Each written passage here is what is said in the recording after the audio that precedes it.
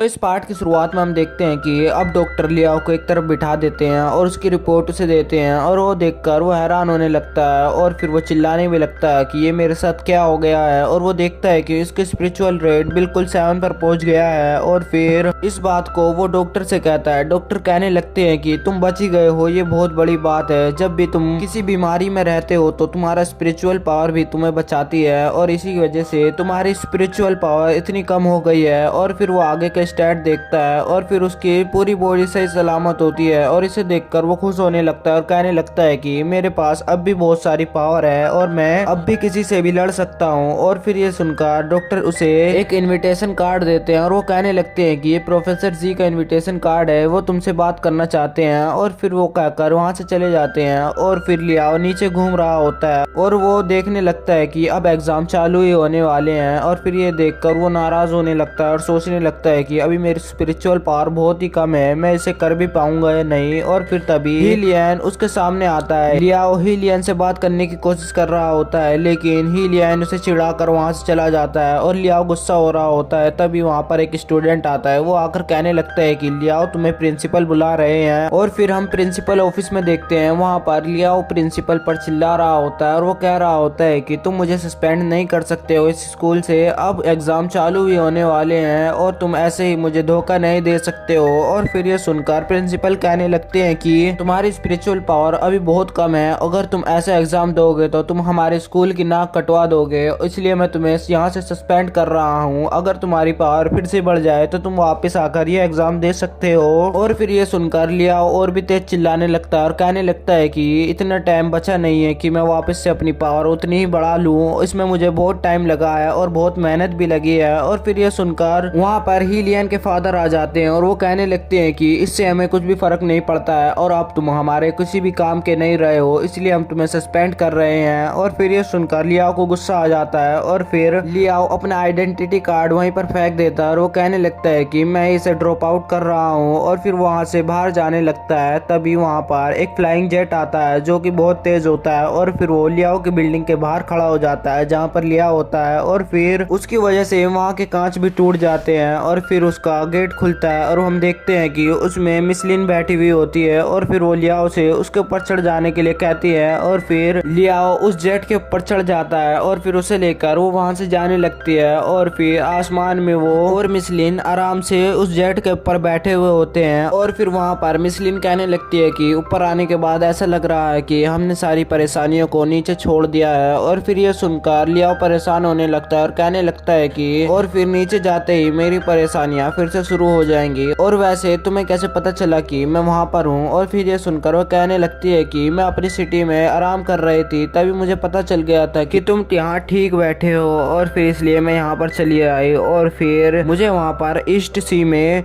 Flying blue shark मिली थी और उसका एसेंस हासिल करने के बाद मैं यहाँ पर आ गई हूँ तुम्हें देने। और मैं सोच रही थी कि ये तुम कोमा में खाओ तो तुम जल्दी से रिकवर हो सकते हो, और लेकिन तुम कोमा से बाहर निकल गए हो तो ये अब भी तुम्हारे काम आ सकता है क्योंकि ये स्पिरिचुअल पावर को भी बढ़ाने में मदद करता है। और फिर ये सुनकर फिर लियाओ कहने लगता है कि मैं इसकी मदद से जल्दी से अपना स्पिरिचुअल पावर बढ़ाकर इस एग्जाम को पार कर लूंगा। और फिर ये सुनकर मिसलिन कहने लगती है कि तुम में इतना कॉन्फिडेंस कैसे है। और फिर ये लियाओ कहने लगता है कि मेरे में ये कॉन्फिडेंस नहीं है, मैं कर सकता हूँ, ये मुझे पता है। अगर मुझे पता हो कि मेरे जीतने के सिर्फ 1% चांस है, उस 1% में ही मैं अपना 100% फाइटिंग स्किल लगाकर जीत सकता हूँ। और फिर ये सुनकर वो कहने लगती है कि मुझे पता था कि मेरी एकेडमी के लिए ही बने हो। और फिर ये सुनकर वो कहने लगता है कि मैं यहाँ पर सबके सामने एक लूजर के समान हूँ, लेकिन तुम मुझे इतना अच्छा कैसे मानती हो। और फिर ये सुनकर वो थोड़ा उससे दूर हो जाती है और आगे जाने लगती है। और तभी लियाओ को एक मैसेज रिसीव होता है, उसे पता नहीं चलता है। और तभी मिसलिन उसका हाथ पकड़ती है और कहने लगती है कि लाओ मुझे देखने दो। और फिर वो एक लोकेशन मैसेज होता है और फिर वो देखकर वो कहने लगती है कि ये कुछ जाना पहचाना सा मैसेज लग रहा है और ये शायद